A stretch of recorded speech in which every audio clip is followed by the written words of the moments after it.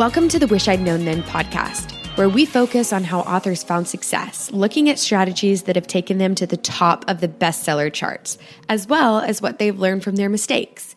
Because being an indie author is more than knowing the latest marketing trend. It's about being innovative and creative and learning from your mistakes. Welcome to the Wish I'd Known Then podcast. I'm Sara Rosette. And I'm Jamie Albright. And this week on the show, we have Becca Syme. Yes, we have Becca back for the third time. This was kind of an emergency podcast. I felt like I heard and told Sara about it, and she listened to Becca's quick cast this past week, where she talks about being tired. Like, why am I so tired? And it is so good. And I think it's going to make a lot of people, it's going to be an aha moment for some people. It's going to make some people feel really seen. And we just got on and said, hey, Becca, can you get on a podcast with us? We're going to put this one out because I just think it's so important. And I think it'll help a lot of people. Yeah. I hope so anyway. Yeah. So, and I think it's a great interview. And we'll have links in the show notes too, like her other podcast, her YouTube channel, and all that, if you want to find out more about the strengths, because we do talk about the strengths a lot. Yes. And if you want to find out more about that. But I feel like most people in the writer community now are aware of what those are. Right. And if you're not going to be lost. Like, you're still going to get something out of this. We tried to make sure that was the case, because not everybody has done her strengths test or her strengths classes or taken the Gallup strength test, but she does give you a link at the end for a very discounted price. Like, I think it's $10, she said, to take the test. And if you can't do the $10, they underwrite that for you. So So that's coming up. So, what have you been doing this week? Just writing the daggum blurb. It's like, I finally got it written, y'all. I didn't think it was going to happen. I thought I was going to have to put the book up with just some bullet points. A couple of months on the book and then like 6 weeks on the blurb. That sounds about right. It's a great, I'm very happy with the blurb and just getting stuff ready to release, just doing my normal stuff. And that's about it. Really, all I've done this week is work on that kind of stuff. What about you? Well, I released the Bookish Sleuth, which is the Mystery Reader's Journal. Yes. And cool. I remember now why I do pre-orders, because I couldn't do a pre-order for that. And so I was like, oh, poor little book. It's just out there all by itself. Doesn't have any also bots. And, and so it just reinforced to me why I like pre-orders and why I continue to do them, even though they're kind of a little work to get set up. But I couldn't do it this time because I couldn't get the journal through Ingram Spark to get it approved. I think it's because it's a journal. Yeah. And used to in the past, those could be approved if they, fit within your catalog and were customized inside. But either that's not the case or something's changed. I don't know. So no pre-orders on print journals, I guess. So, but anyway, that's out. And it also, I realized that it made me more sympathetic to people who are releasing their first or second book, because I'm fairly confident when I release a fiction book. Yes. Because I feel like, I kind of have my audience. I know they're expecting this and I kind of know what the reception will be. Right. And this one I was really nervous about. And I feel that way about nonfiction too. When I release a nonfiction book, I'm just a little worried, a little anxious, Yeah. So if you're feeling that about putting your book out, totally normal. Yep. You're in good company. Yes. Just go ahead and do it, because it's not going to go away. If you're waiting to feel ready, and that's never going to happen. Yeah. Just hit get it all ready, get it all done, approved, and then just hit publish. And go. Yeah, exactly. So that's what I've been doing. And I did have a couple of things to mention. I did the interview with Troy on the Plotter Facebook group. Yes. And so there's a link to that in the group, but I've been working with them to do a template for how to write a cozy, how to outline a cozy mystery. And that should be out within a couple of weeks. I think it'll be included. So when you go into the template thing, it'll come up as one of the templates. So as soon as we have that, I'll put a link up for that. Yep. And then, I was also on the Unstoppable Authors podcast. Right. And that came out, I believe, last week. We're recording this August 29th. So if you haven't listened to that, it's out. It's about writing a series and podcasting for readers. Yeah. So very good. I will put a link to that in the show notes. That's what I've been doing. Yeah. Awesome. Yeah. Very good. Very good. Well, let's not delay. Let's get to this interview because it's so great. The question of the week. Oh, gosh, yes. Y'all, we're so bad. So bad about this. But in light of Becca's interview, which you haven't heard yet, but what are some things that you do to refill your well, like your creative well, or just your emotional well, or your spiritual well? What are some of the things that you do? We'll put the question in the group, and you can answer us there. Okay. Yeah, now great. Let's get on with the interview. Yes, let's do it. All right. So today we are really happy to have our third time guest, Becca Syme. So we've had lots of people come back once or twice. This is the first time we've had somebody come back 3 times. So hello, how are you? Yay. I'm so excited to be here. Just on a side note, this is my favorite podcast. Oh, and so I just love this show so much. I'm so glad you guys did this. And so I'm very, very honored to be the first third time guest. I don't imagine I'll be the last, but I'm very happy to be the first. Well, you kind of are the surrogate of the conception of this show. Yes. So it's right. Yeah, when you had the idea and then we chatted about it. And I really, at the very beginning, was like, oh my gosh, this is such a great idea. Yeah. Because this is what authors talk about. Like, if you're not a super successful author yet, this is the kind of stuff authors talk about around the water cooler, right? Yeah, when you get people at conferences and they're like, oh my gosh, I did this horrible, stupid thing. Yes. Please don't ever do this. Yes. Right. And then you get the benefit of their experience because, they have a different experience from you. So it's just a brilliant, brilliant show. And I'm so glad y'all are still doing it. Thank you. We have so much fun doing it. So. We do. We love it so much. I know it is a lot of work, but it's still so good though. Yeah. We just love it. Yeah. We learned a lot. It's really good. So, but since you've been on 2 other episodes, we'll put links to those in the show notes if anybody wants to go back and listen to those. Yes. But let me read your bio before we go any further. And then we're going to do kind of a special format in this episode. It's going to be a little bit different because the pandemic has just made everything different. We just can't do everything the same. So. Exactly. Becca Syme holds a master's degree in transformational leadership and has been a success coach, primarily utilizing Gallup's Clifton Strengths Assessment for almost 15 years. She's coached over 5,000 individual authors and creatives through her Write Better, Faster, and Strengths for Writers classes. Becca is the host of the YouTube QuickCast channel and a mystery author. She lives with her wine-drinking cat in the mountains of Montana. And if you follow her on Instagram, she posts beautiful pictures of mountains, and they're just mountains.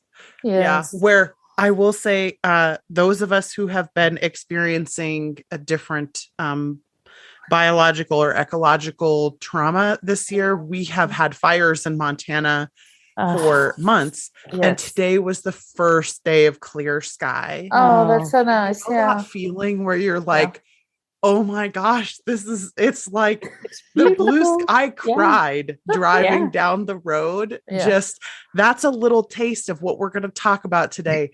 I'm not a crier. But the hope for a blue sky was so visceral that it brought me to tears. And that's kind of a peek into our topic today, right? Right. Because because the this week you did a kind of special quick cast about Becca. I'm tired, Becca, I think is what the title is.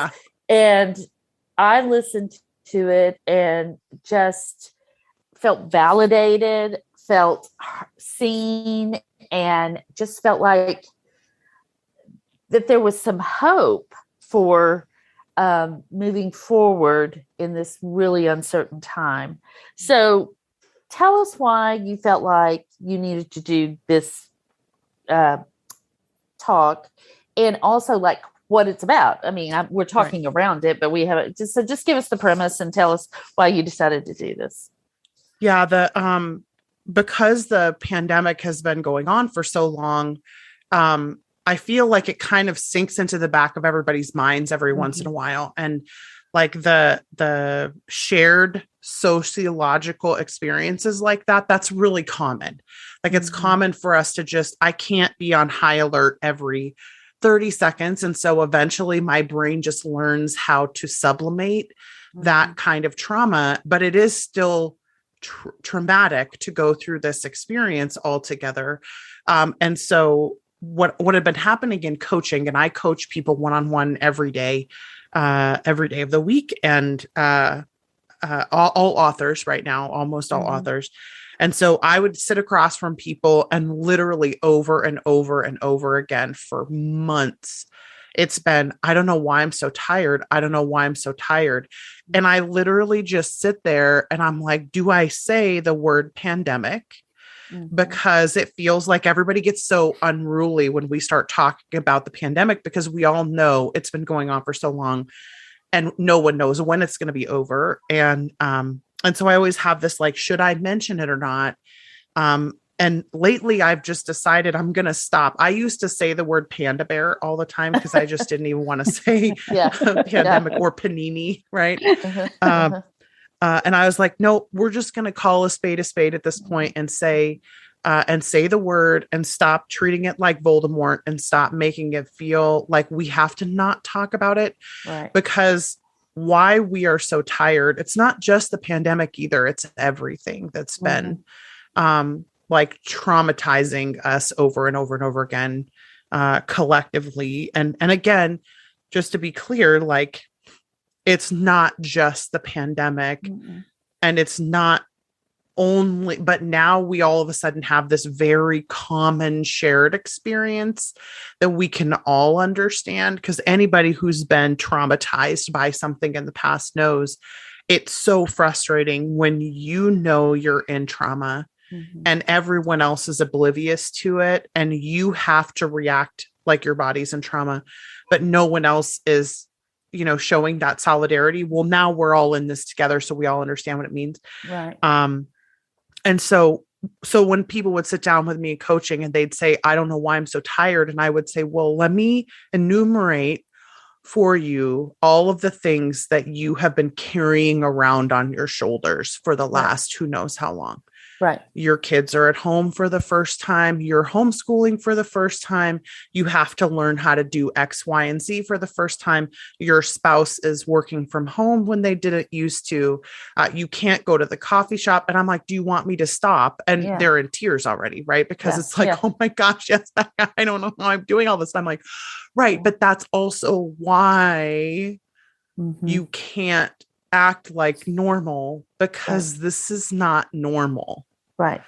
So that's why. And I feel like it just seemed like it was time to kind of call this out and say, okay, let's stop pretending like we don't know why we're tired, and let's just acknowledge it and see if there's something we can do about it. Yeah. And it just was so great. And because of what you do, the majority of the whole thing was through the light of the Clifton strengths and how, everything, how the different strengths handle things differently. And especially during this time. And so I know a lot of our listeners have done the strengths, some haven't. So could you just explain the kind of what the strengths are? I mean, like the categories of strengths and stuff. So the concept itself is basically that we each have a very, very different brain. And not only does that difference mean something to like our everyday life, but it means something specifically to like, how am I successful? What are the repeated behaviors that I do with excellence? And that's kind of what strengths is about, is it's a codification of that. There are 34 different individual ways, and you have 5 of them. So Jamie, Sara, and I each have a different top 5. But then beyond that, there are these designations that the strengths all have in common. So like there's one called executing, which is a purple color. And that's, I think, Sarah's primary domain, right? Is executing and I think I'm thinking. More thinking strengths. Yeah. So the thinking strengths is another one. Executing would be, they like to make progress, right? They like to get stuff done. Those of you who are high in strengths like that and think yeah, but everybody likes that. And Becca's like, no, they really don't. Mm-mm. They really don't. Not everybody cares. But executing dominant people really care about getting stuff done. Thinking dominant people care about, or strategic thinking dominant people care about working smart. Like I want to make sure I'm making the right choices and doing this as effectively as possible. That's a different domain. They're green. And then there's an influencing domain, which is I want to make sure that I strive for something, that my work matters and that what I do matters. And again, the domain is yellow, gold. Mm-hmm. Mm-hmm. And then there's the relationship building, which is blue, and relationship building people dominant are people first. So when I am full of relationship building strengths, which Jamie has several relationship building strengths, and we can talk about some of the individual ones because the individual strengths are important, but being a blue dominant person right now, and especially the relationship building and the influencing strengths are kind of the two people first categories of strength. And when you are a people first person right now, you're not only living in your own stress, but you're also living in everybody else's stress. And so if you think about each drop in the stress bucket is like a little bit heavier of a bucket than what you had to carry in the past in order to just get the normal tasks done that you're getting done. Right. Now you're also, everybody else's stress is raining in on your bucket, and that makes it heavier and heavier and heavier to carry, which means that just walking up a flight of stairs, you know how when they talk about when you lose weight and then you like all of a sudden you lose 50 pounds and they're like, well, carry these 25 pound sacks of potatoes upstairs. Yeah. And you're like, how did I ever make it upstairs? Right. With all of this weight on my back. That's how people are right now with trauma and stress, is that every single piece of trauma makes it heavier for you to do the same exact task that you were doing. So those of you who are relationship building dominant, like Jamie's empathy, right? I feel everyone else's feelings. So everyone else's feelings come around with me. And it's not just something I could be like, oh, I'm not going to feel people's feelings today. Right. No, this is the strongest trait that you have. Yeah. Like this is the thing that you do so instinctively that it's pre-thought, it's pre-conscious. Yeah. So you can't just be like, oh, I'm not going to care about anybody else's stress levels today. Right. You can't do that. Right. Right. There are things you can do to mitigate some of that, which we'll talk about, but yeah. And I remember before Christmas just saying, I cannot take one more disaster. I cannot take the collective misery of one more disaster. And then of course, in February, we had the huge freeze and the entire state of Texas and the South pretty much, but is in trauma. And just an emergency situation. And I'm like, man, it's just one thing. And then that doesn't even, that's like this thing way outside of me. But then you take in things that are happening in your family too, because you're not working in a vacuum. This is happening to everybody. Everybody's having their own trauma. And if you're high empathy, it really is hard to filter out a lot of that stuff. So I appreciated you saying that so much. Yeah. Well, and I feel like I say it a lot. So I'm glad that the empathies still feel like they need to hear it because it is so instinctive. So for those of us who have, the high relationship building strengths, the easiest thing for you in the world is to feel somebody's emotions. The easiest thing for you is to, if you're high in like positivity is another one, is to believe that there's a positive outcome that can happen from every single event, wanting to be able to see how it can be used for good.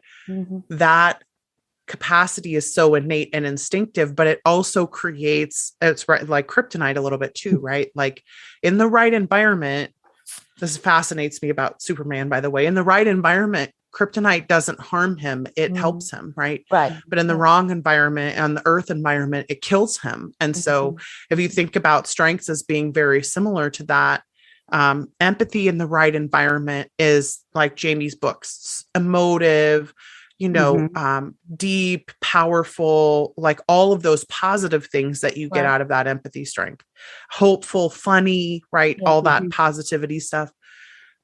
But in the wrong environment, that same strength can make you into a non-functioning person. Yeah.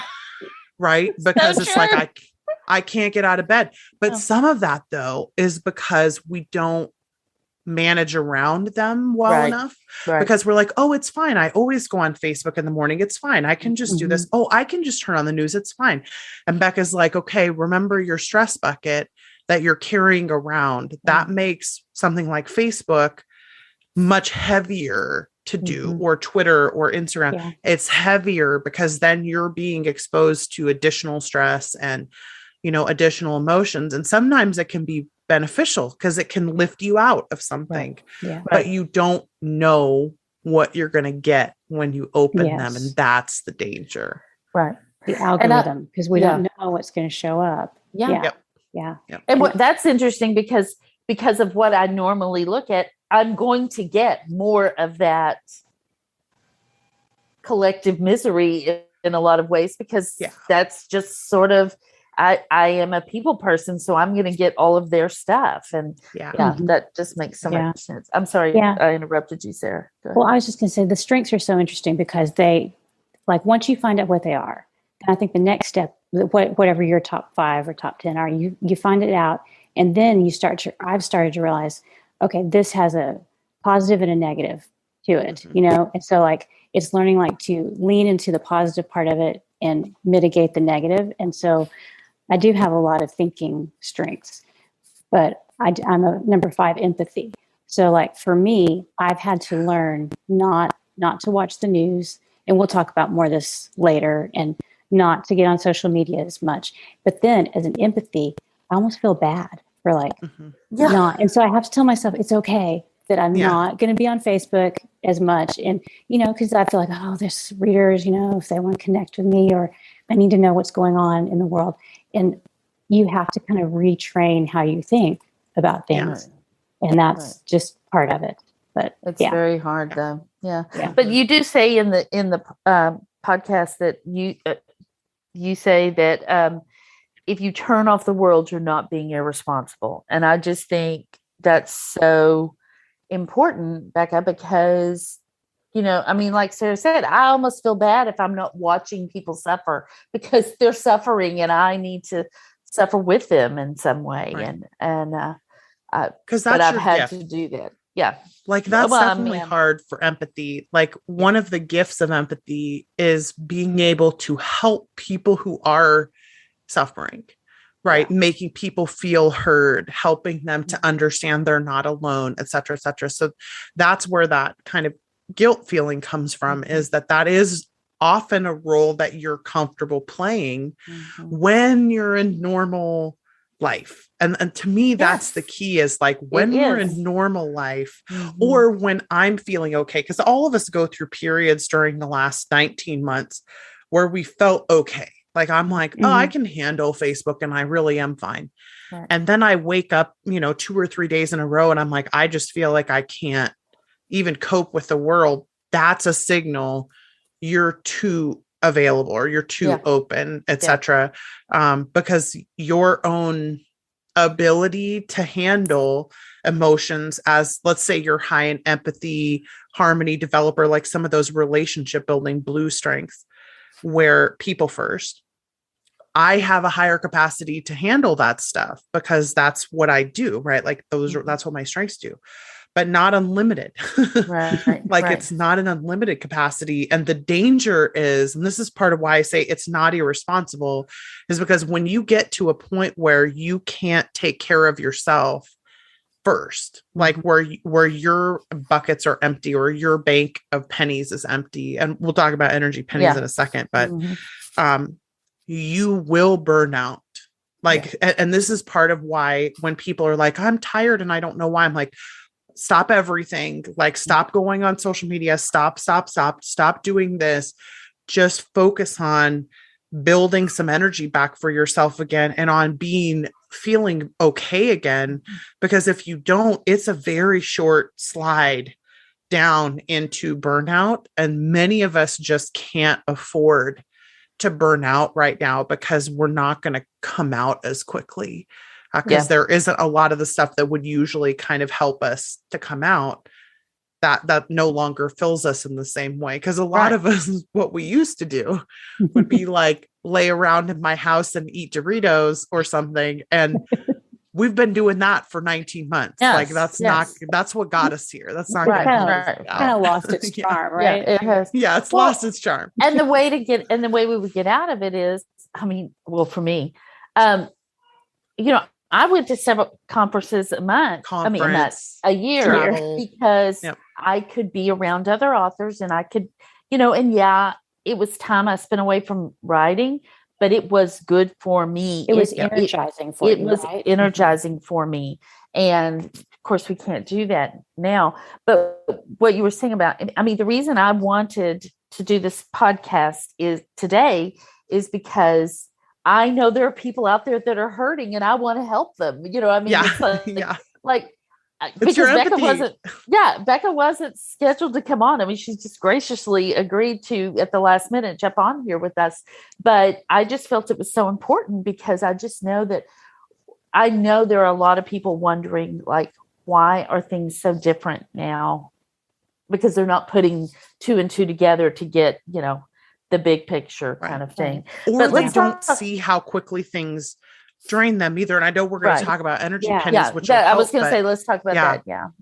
Yeah. So we're going to talk about energy pennies now. And Becca, tell us what those are and what the concept of that. So for those who haven't heard of spoon theory before, because I started talking about energy pennies before I knew what spoon theory was. And I always like to acknowledge, in the disability community or in the chronic illness community, there is a theory that has existed for much, much longer than Becca's been around. And if spoon theory helps you more to talk about that, please do. But for me, the reason I always used pennies from the very beginning of when I started consulting was because we really need to be able to have a metaphor in our heads that is very easy to see when we're spending our energy on things. Because what always happens, and this is actually one of the core tenets also of spoon theory, is that we do by nature have a finite amount of energy. But until you get into, like, if you've ever had a chronic illness before or just been like recovered from surgery, for instance, you have less energy then, because, and the way your doctor explains it is because all your energy is going to the healing. So you're trying to like build new skin cells and, move, make your muscles reattach and or whatever you're doing. Right. And so you have to use less energy to do things in recovery because your body needs that energy in order to heal correctly. Right. And so for me, energy pennies is just a way of quantifying how each individual action or thought or decision that we make costs us something. And many of us have never run out of energy before. And so we have no concept of the fact that we have an edge to our plate or a bottom to our bank that will burn out if we use too much.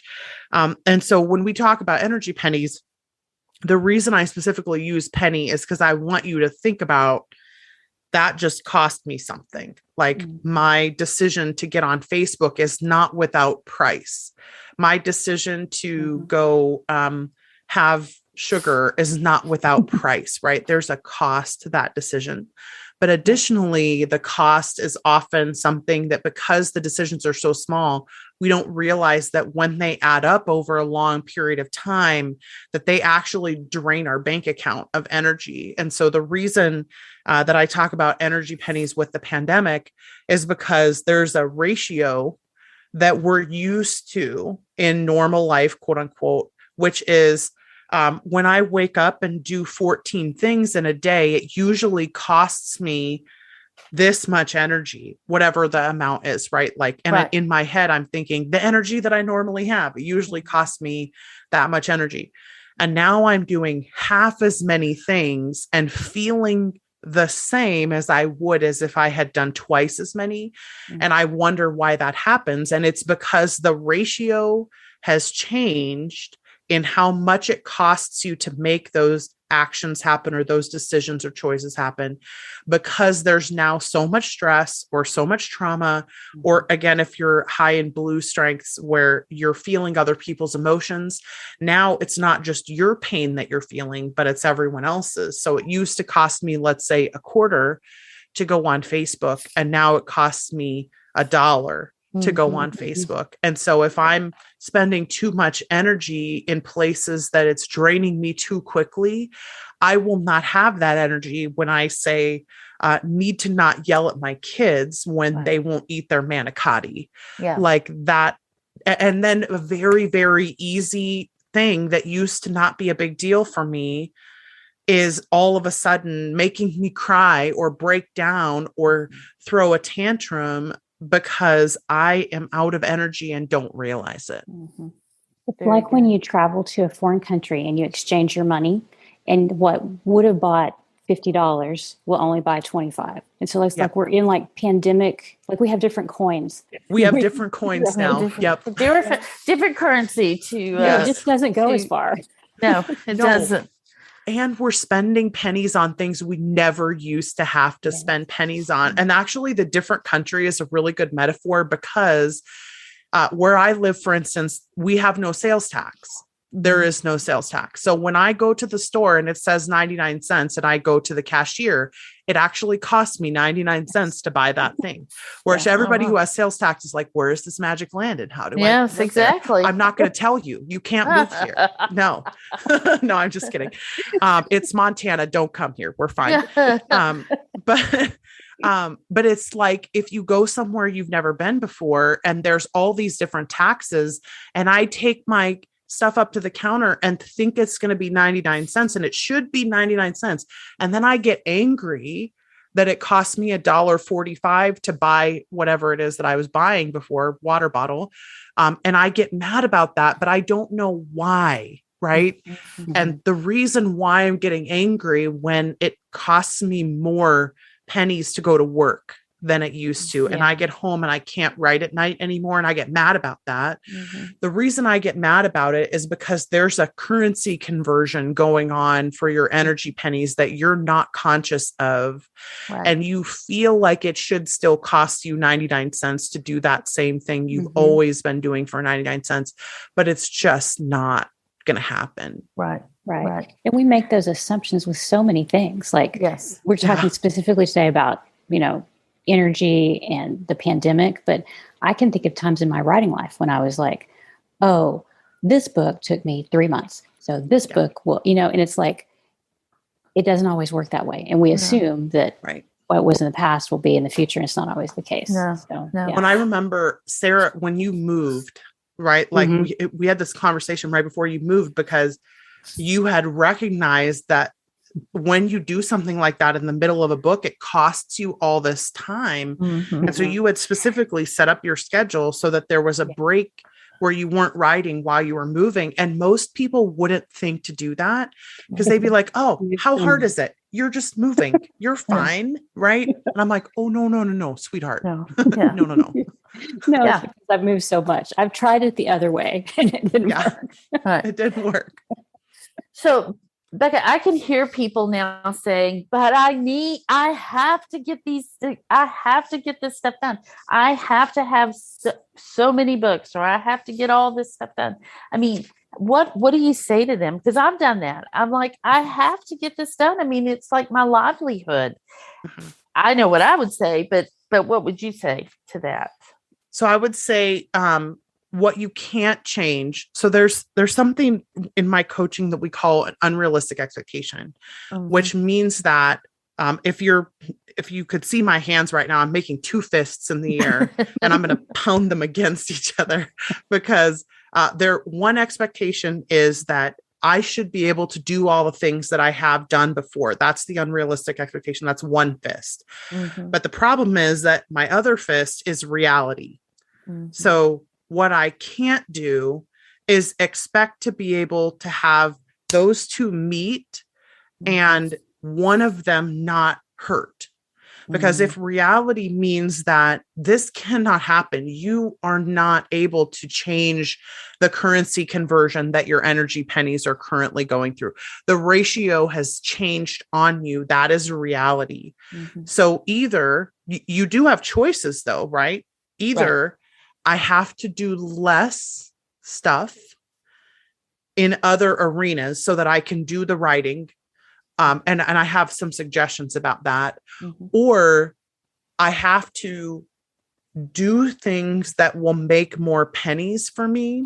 Right. So that I can have more energy. And honestly, the two options might be the same actual actions. Right. So like I may have to stop taking people's phone calls in the morning before I start working. I may have to not be able to spend an hour and a half futzing around on social media because I used to be able to do that and it was fine. Right. But it's not normal time right now. Like we're in a different time. Right. So your currency conversion has changed. Your ratios changed. You may have to change the activities that you do because the things that you can't change are reality, right? Like I can't change the fact that the ratio is different. Right. Even in a time machine, probably, I would say probably not going to happen. Right. But I can't change the ratio and I can't change the fact that I need to get these things done. Right. So like, but I would say so often we have this black and white thinking about what these things are. So it's like, but I don't want to accept reality, Becca. I want to continue like this is not really happening. And I would say, well, you can't do that. Right. But what you can do is instead of taking these things as one big ball and saying, I need to do all of these things exactly the way that I've done them before, which can't happen. So let's separate these things apart and see what really needs to happen and what really doesn't. So just as a, for instance, I may be doing a whole ton of advertising because it used to work really great for me. And I might have like 6 or 7 different platforms that I'm running ads on right now, but it's taking me a lot of time and energy to do. And am I still getting the same ratio of reward that I used to? Is it possible for me to do ads less and write more right now? Because the writing does probably still need to happen. And I can't continue to do everything that I was doing in the past. And some of us need to have that black and white thinking called out so that we don't just keep pounding our head against the wall and then eventually burn out or lose our career completely. Because again, the ratio has changed. You will not be able to do what you have always done if you are experiencing this. So we have to accept that reality and then figure out like, well, how many pennies do I have left? Right. And what really, really needs to happen with those pennies? Right. Do I need to keep cooking all my own meals? Do I need to keep doing my own grocery shopping? Do I need to keep cleaning my own house? Like just little things like that. Right. Can sometimes be like, oh, let's pull those activities off and give them to somebody else. And then let's deal with what's left over. Right. Very good. Very good. Well, speaking of black and white thinking, so the idealism strings, you talk about them. And so talk to us, because I know there are people going, okay, I like people, but like they're not on my mind all the time. So I'm not like Jamie. So, or I don't like people. Or I don't like people. Well. Yeah. Exactly. And that's okay. That's okay. So, but let's talk about idealism strengths and how that black and white thinking can sometimes be an issue for them. Yeah. So almost all of the strategic thinking strengths are idealistic on some level.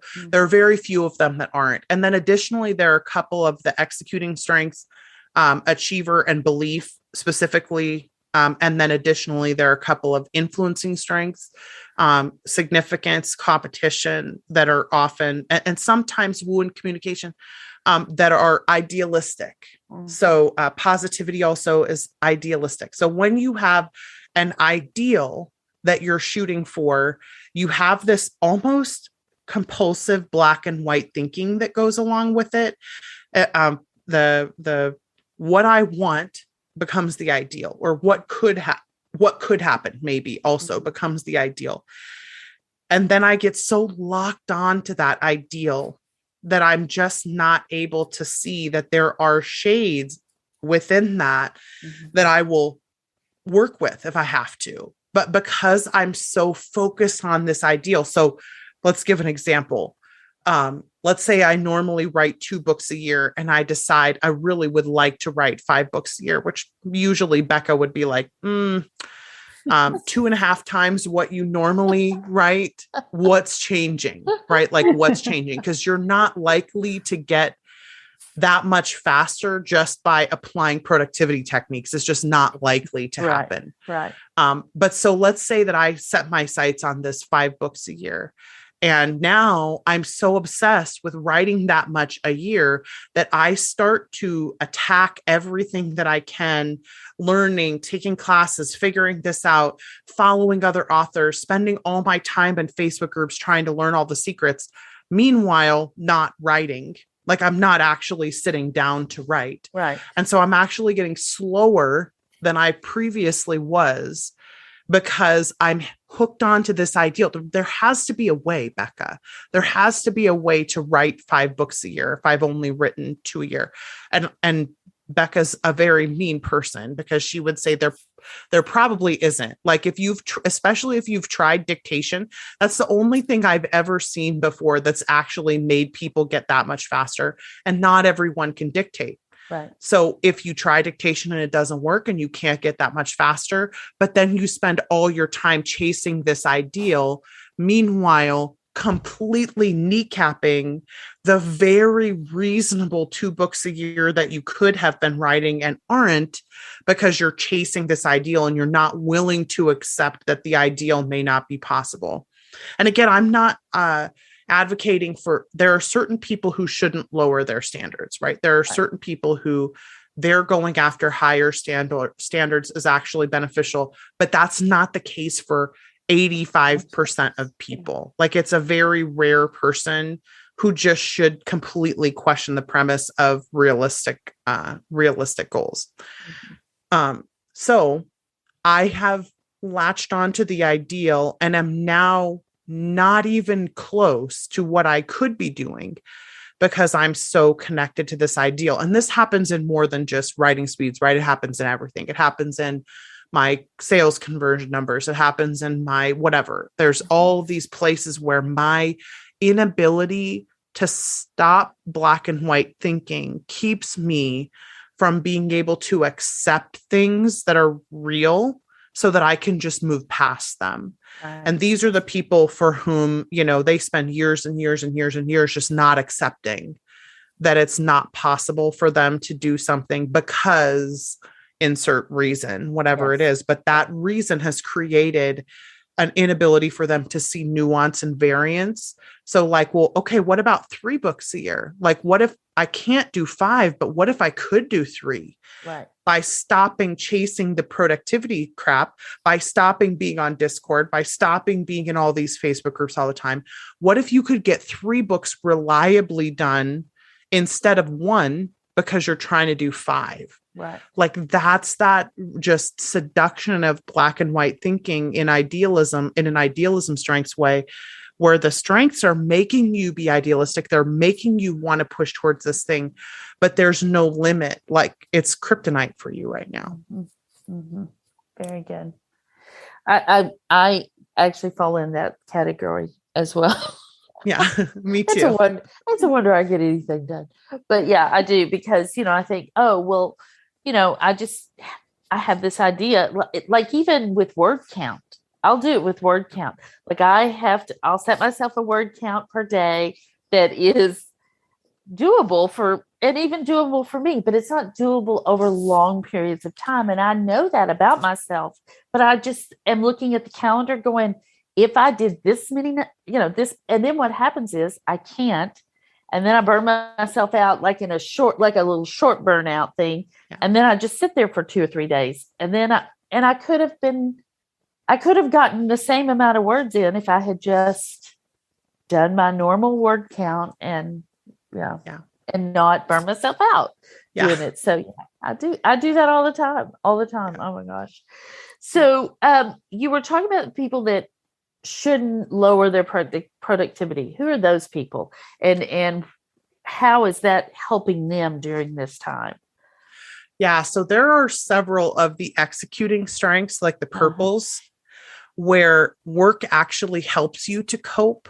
And it helps you to shut things out, to be able to lose yourself in the work. And these are, you hear this story a lot from people, right? Where it's like, oh, my son was in the ER and, to help me cope, I just pulled out my laptop and wrote while he was having, surgery or something. Mm-hmm. And when you are that person who copes with work, you will have a history of doing it. Like it will be something that you've always done in the past. High discipline, high focus, high achiever, sometimes high responsibility. Although with high responsibility, not all trauma is as easy to shut out. But there definitely are strengths, high consistency, that are benefited by trying to shut everything out and compartmentalize everything and just work and not pay attention. And so there are people who will be more productive by nature during the pandemic, because now all of the distractions that they used to have, like parties and travel, and this is me, right? Like I am this person. I don't have to travel for conferences and speaking anymore. And I've gotten so much done because I can afford to not travel right now, where I won't be able to do that when it goes back to normal time. So, taking advantage of that, if you are that person, is awesome. But also knowing you don't have to feel guilty about being that person. It doesn't mean you don't care about stuff. It just means you're wired differently. And then if you are not wired to do that, trying to do that is not going to help. So for instance, the things that we said earlier about not going on social media and things like that, that is not a never, ever go on Facebook again. Right. Because the high empathy, the high developer will communicate. They're not going to be able to do that. They're not going to be able to shut people out forever. They will start to feel unfeeling and uncaring if they don't connect. But do you have to connect so much that it drains you? And do you have to connect before you work, which is often the time when it is the most derailing, is when I get on and I feel all these feelings, and now I can't write because all the things, and this happens with thinking strengths too, right? That intellection, if I'm thinking about, Ed Asner just died, and now I can't stop thinking about Ed Asner and all these movies and all the things that are rolled up into that, all of that for me emotionally. And now my intellection is going to have a field day not writing this afternoon, even though that had been my plan.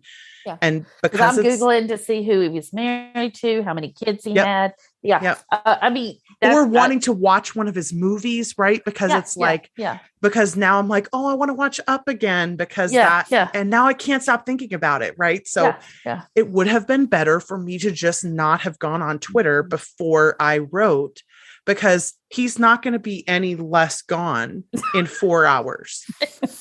He'll be the same amount of gone. Yeah. And I don't need to be the first person to know about it. No. I would be okay not knowing for 4 more hours if it meant that I could get that 4 hours of work done this afternoon and then go on Twitter and talk about how he looks just like my grandpa and we used to watch all these movies together, right? Like I have all this connection that now my intellection is going to take me off spiral. And because that's what I was trying to do right before I came on here, was I had my manuscript open and I kept trying to work. And I'm like, I can't. So now I have to try to find clearing, intellection clearing, which takes so much time. And it's so hard. And it doesn't always work because depending on how deep the thoughts have gotten by the time you get to the clearing, it's like, well, no amount of showering, driving, listening to music, talking to my friends, none of that's going to help now. I just need to go watch Up on repeat. Just get out of your system. Exactly. So you talk about that we need to find small ways to relax. Like how does that help us? How does that I don't know, mitigate some of the issues that we have from all of this that would help us? Yeah, the first thing we have to do is find ways to relieve tension, because a lot of us, like even just now, everybody relax your shoulders, right? I know. Relax your shoulders, put your tongue on the roof of your mouth and push so that your jaw loosens, and then drop your jaw, right? Because we're all like tensing all the time, because and it's subconscious. So some of it is that we just need to untense regularly, however you do it. And I'm a big fan of things like on the QuickCast, I showed everybody my little head massager. Yes. Where like I put that thing on my head and it's just like automatic, all my muscles just go, oh, okay, but now we're okay. Yeah. Like I feel okay. But there are many ways that, many different things that can cause that to happen. A lot of people are exercise people, but because they couldn't do something. And again, this is black and white thinking. Well, I can't go to the gym, so I'm just not going to exercise anymore. And I'm like, well, can you just walk in place in your living room? Well, it's not going to be the same, Becca. I'm like, I know that, but it's better than nothing. Right. Like stretching, yoga is better than nothing when it comes to, well, I can't go to the gym right now. Okay, got it. Fine. But just do a little something, because in the same way that the energy pennies get taken out in a higher ratio from your bank when we're all in collective stress, it also does not build pennies fast enough to do things that we used to do that don't fill us up as much anymore. Yeah. So a lot of us don't enjoy reading on the same level that we used to, because it's not filling us up in the way that it used to. And we need to find other ways to make pennies. And I always encourage people, if you have taken the strengths test, this is one of the things we talked about on our Patreon last week, was that take your test, take your full 34 report. And if you don't have this, the test and want to take it, just come to my website. I'll give you the link at the end and you can take the test. I just want everybody to be able to have access to this stuff. But that's great. If you are already take your full 34, take the individual strengths definitions, which by the way are individualized just for you based on your full 34 report, and start reading all of the sentences in your individualized definition and looking for things you can do that will fill you up in a way that you may not have thought about. So here's one example. My number one strength is input. That means I like to take in a lot of information and research and all that stuff. One of the sentences in my report was about liking large vocabulary words, like new, big, challenging vocabulary words. And the sentence was about something like, you enjoy finding new ways to say things, because I also have communication. And I was like, wow, I realized I've been reading really non-challenging books lately. Oh. Like I've been reading the pop psych sort of, not that they're not still interesting, but they're just not as challenging. Right. There are no words in a pop psych book that I haven't heard before unless they're science terms. Right. Whereas like I'm used to reading a little bit higher level academic type stuff, and I haven't read any of that in like a year. So I immediately went to my TBR and I just switched stuff around in my TBR. I'm like, oh, I'm pulling that book up. Oh, here's that success psych book I've been meaning to read. I'm going to start and immediately, and I can even feel it right now, just talking about it in my chest. I can feel myself getting excited about the challenge of those books. And I hadn't been allowing myself to read them because I felt like I needed this comfort. Right. Like I was like, oh, I'm in trauma. I need comfort. And I'm like, but wait.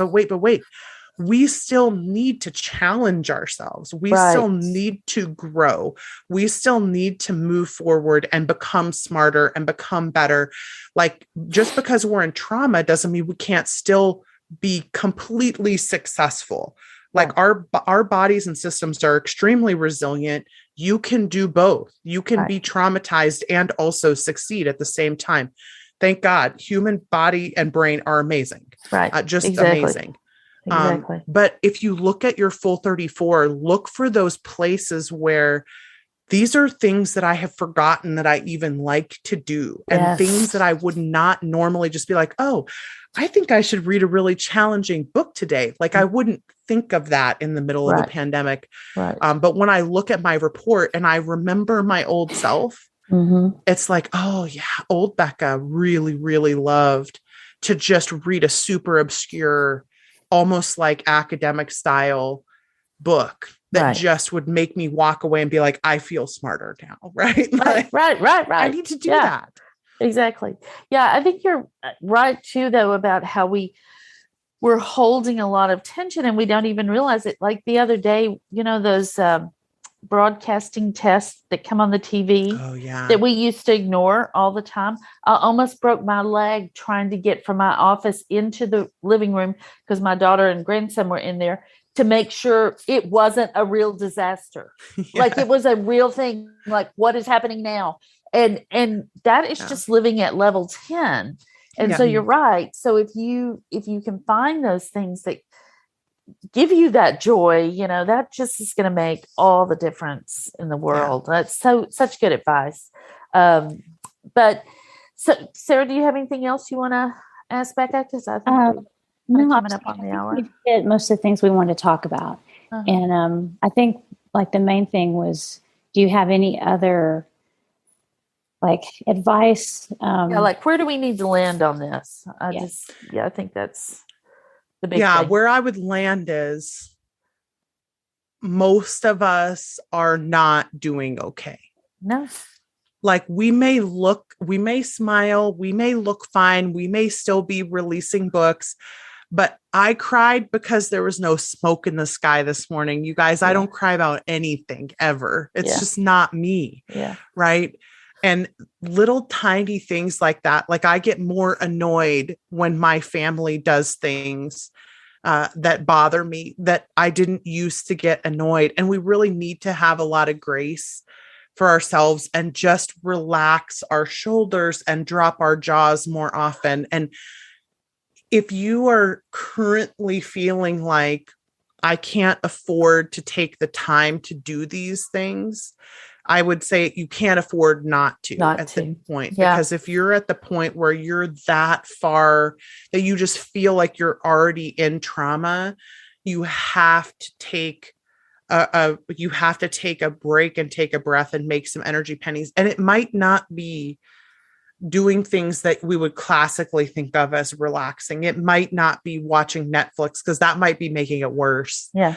It might be I need to get up and start exercising again. It might be I need to challenge myself and do something, more than I have been. I need to get in the car. Like some of us literally need to get in the car and drive for a couple of hours and be by ourselves and think.